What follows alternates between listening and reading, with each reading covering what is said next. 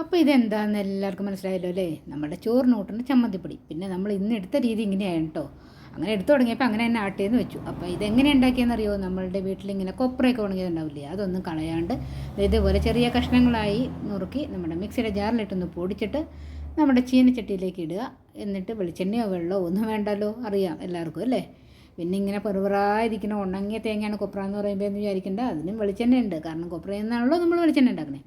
അപ്പോൾ അവരെ ഇങ്ങനെ നമ്മൾ ഇളക്കി ഇളക്കി ഇളക്കി ഇതങ്ങനെ ചൂടായി വരുന്ന സമയത്ത് വേണമെന്നുണ്ടെങ്കിൽ ഒരു ടേബിൾ സ്പൂൺ വെളിച്ചെണ്ണ അങ്ങോട്ട് ചേർത്ത് കൊടുക്കാം.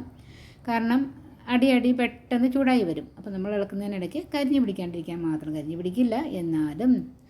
അപ്പോൾ ഒരു തുള്ളി വെളിച്ചെണ്ണ അങ്ങോട്ട് ഒഴിച്ചു കൊടുത്തിട്ട് നമുക്ക് ഇളക്കി വരാം. എന്നിട്ട് നല്ലതായിട്ട് ചൂടായി നമ്മുടെ മൂപ്പൊരു പകുതി മുക്കാലാവുന്ന സമയത്ത് നമ്മൾ അതിലേക്ക് ആവശ്യത്തിനുള്ള ഒരു 10-15 വറ്റൽമുളകും പിന്നെ എത്ര കരിവേപ്പില ചേർക്കണോ അത്രയും കരിവേപ്പില ചേർക്കാം. വേപ്പില കെട്ടിയെന്നൊരു പേരും കൂടി ഇതിന് വരും അങ്ങനെ വരുമ്പോൾ. അപ്പോൾ ആ കരിവേപ്പിലയും ചേർത്ത ശേഷം നല്ലപോലെ നമുക്ക് മൂപ്പിച്ചെടുക്കാം. ഇങ്ങനെ മൂപ്പിച്ചെടുത്തതിന് ശേഷമാണ് നമ്മൾ നമ്മുടെ ചമ്മന്തിപ്പൊടി റെഡിയാക്കണേ. അപ്പോൾ ചമ്മന്തിപ്പൊടി റെഡിയാക്കുന്ന സമയത്ത് ഇനിയും ഉണ്ട് കുറേ സാധനങ്ങൾ ചേർക്കാനായിട്ട് ഇതിലേക്ക്. ഉണ്ടാക്കുന്നവർക്കൊക്കെ അറിയാം, ഉണ്ടാക്കാൻ അറിയാൻ പാടില്ലാത്തവർക്ക് വേണ്ടിയിട്ട് നമ്മൾ പറഞ്ഞു എന്നേ ഉള്ളൂ. ഇതാ കണ്ടോ, അടി മുഖത്ത് വരുന്നു. അപ്പോൾ അടി ചേർത്ത് ഇളക്കിയില്ലെന്നുണ്ടെങ്കിൽ കരിഞ്ഞു പോകും. എന്തായാലും കരിഞ്ഞിട്ടൊന്നുമില്ല കേട്ടോ, അതല്ലാതെ തന്നെ നമുക്ക് ഇളക്കിയെടുക്കാൻ സാധിച്ചിട്ടുണ്ട്.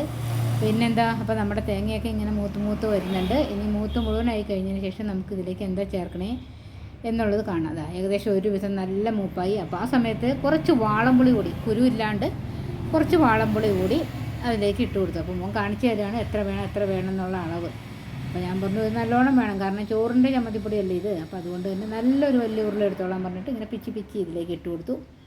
എന്നിട്ട് നമ്മൾ അതിനെ കൂടി ഇട്ടിട്ട് അങ്ങോട്ട് മൂപ്പിച്ചെടുക്കുകയാണ്. കാരണം ചമ്മന്തിപ്പൊടി കേടാവാണ്ടിരിക്കണമല്ലോ. അപ്പോൾ നമ്മൾ പച്ച വാളംപുളി ചേർക്കണേലും നല്ലത് വാളംപുളിയും കൂടെ ഈ കൂട്ടത്തിലേക്ക് ഒന്ന് മൂപ്പിച്ചെടുക്കുന്നതായിരിക്കും നല്ലത് കേട്ടോ. അപ്പോൾ ഇങ്ങനെ ഇവരെല്ലാവരും കൂടി കിടന്ന് ഇങ്ങനെ മൂത്ത് വരട്ടെ. നമ്മുടെ കരിവേപ്പില കുട്ടികളൊക്കെ ഇങ്ങനെ ഉണങ്ങി വരണ്ട പോലെ നല്ല പൊടിയുന്ന രീതിയിലേക്ക് ആയി വരുന്നുണ്ട്. അതുപോലെ മുളക് കൂട്ടികളും റെഡി ആവുന്നുണ്ട്.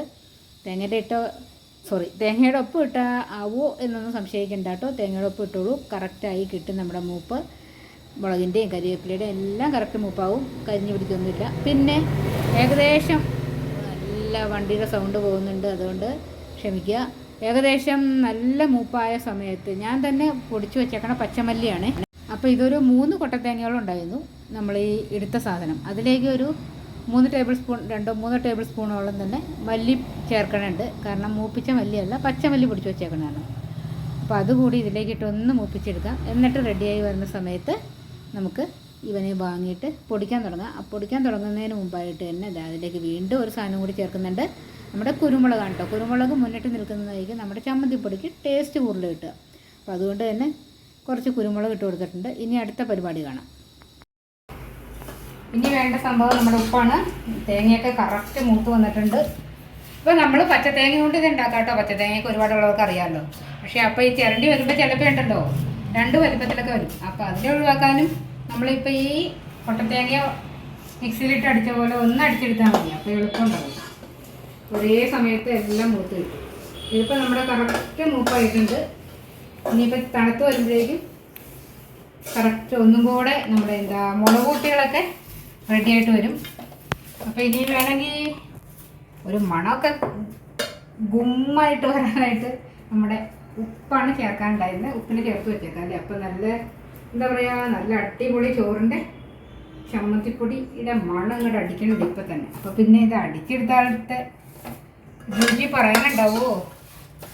പിന്നെ ചേർക്കാനുള്ള സംഭവം എന്ന് പറഞ്ഞാൽ അത് നമുക്ക് ലാസ്റ്റ് നമുക്ക് പൊടിച്ച് കഴിഞ്ഞിട്ട് ചേർക്കാം. എല്ലാവർക്കും കുറേ പേർക്കൊക്കെ അറിയാവുന്നതാണ്, മനസ്സിലായി കാണുന്നറിയാം. എന്നാലും നമുക്ക് ആ സമയത്ത് കാണാം കേട്ടോ. അപ്പോൾ എല്ലാവരും സ്കിപ്പ് ചെയ്യാണ്ട് കണ്ടോളണേ. അടിപൊളി സംഭവമാണ്.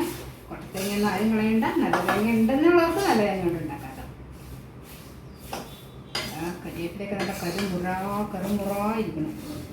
ഇങ്ങനെ ഇളക്കണ എന്താ വെച്ച് കഴിഞ്ഞാൽ നമ്മുടെ ചീനച്ചട്ടി കട്ടിയുള്ളതായതുകൊണ്ടേ 2 മിനിറ്റും കൂടെ ഇളക്കി കൊടുത്തില്ലെങ്കിൽ സംഭവം ഇവന്മാർ അടിവശം അങ്ങോട്ട് കരിഞ്ഞു പിടിക്കും. അപ്പോൾ അത് ഒഴിവാക്കാൻ വേണ്ടിയിട്ടാണ് 1-2 മിനിറ്റ് ഒന്ന് ഇളക്കി കൊടുക്കണേ. അത് കഴിഞ്ഞാൽ പിന്നെ പ്രശ്നമില്ല. ഈ ചൂടുള്ള അടുപ്പത്തുനിന്ന് മാറ്റി വെച്ചാൽ മതി.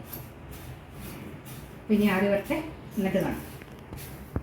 അപ്പോൾ നമ്മുടെ തേങ്ങാക്കുട്ടികളൊക്കെ തണുത്ത് വന്നിട്ടുണ്ട്. ഇനി നമുക്ക് ഇതാണ് ലാസ്റ്റ് ഐറ്റം, കായംപൊടി. ആഹാ, അടിപൊളി മണം കേട്ടോ, നല്ല കായ. അപ്പോൾ ഇവനെ കൂടെ ചേർത്തിട്ട് അങ്ങോട്ട് പൊടിച്ചെടുത്തിട്ട് ഇനി കാണാം കേട്ടോ. അങ്ങനെ നമ്മുടെ ചമ്മന്തിപ്പൊടി റെഡി. അപ്പോൾ ഇനി പൊടിച്ചത് മൊത്തം ഇതിലേക്ക് ഇട്ട് കൊടുത്തതിന് ശേഷം ഒന്ന് മിക്സ് ചെയ്യണം കേട്ടോ. വേറെ ഒന്നുമല്ല, നമ്മൾ വെളിച്ചെണ്ണ ആണല്ലോ തേങ്ങ എന്ന് പറഞ്ഞാൽ. അപ്പോൾ അതിങ്ങനെ മൂത്ത് വരുന്തോറും കുറച്ച് വെളിച്ചെണ്ണ ഇറങ്ങും. പിന്നെ പൊടിക്ക് വെളിച്ചെണ്ണ നമ്മൾ ചേർത്തിട്ടുണ്ട്, പുളിയുണ്ട്.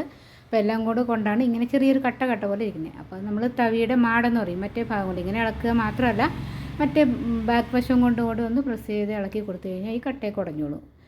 അപ്പോൾ അങ്ങനെ നമുക്ക് മിക്സ് ചെയ്ത് നമ്മുടെ ചമ്മന്തിപ്പൊടിയൊക്കെ റെഡിയാക്കി എടുത്തിട്ടുണ്ട്. ഇനി നമുക്ക് എന്താ വേണ്ടേ, കഴിക്കണം. അപ്പോൾ അതിന് മുമ്പ് ഒരു കാര്യം പറയട്ടെ, നാളെ അത്തം തുടങ്ങുമല്ലേ. നാളെ നമുക്ക് നമ്മുടെ ഓണത്തിനുള്ള നാരങ്ങ അച്ചാർ എങ്ങനെ റെഡിയാക്കാം എന്നുള്ളത് ഒന്ന് കാണാം കേട്ടോ.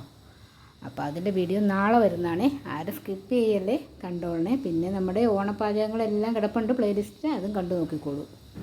ഇതിപ്പോൾ നമ്മൾ ഒരു പൊടിക്ക് വെളിച്ചെണ്ണ ചേർത്തുള്ളൂ. വെളിച്ചെണ്ണയുടെ വില മേടിച്ചിട്ടും പിന്നെ അത്രയും ആവശ്യമുള്ളൂ. തേങ്ങ എന്ന് പറഞ്ഞാൽ വെളിച്ചെണ്ണയാണല്ലോ കൊപ്പയാണെങ്കിൽ തന്നെ. അപ്പോൾ അതുകൊണ്ട് തന്നെ ഒന്ന് തുള്ളി ഒഴിച്ചു കൊടുത്തു, അത്രേ ഉള്ളൂ. അപ്പോൾ നമുക്കൊന്ന് ടേസ്റ്റ് നോക്കാം അല്ലേ.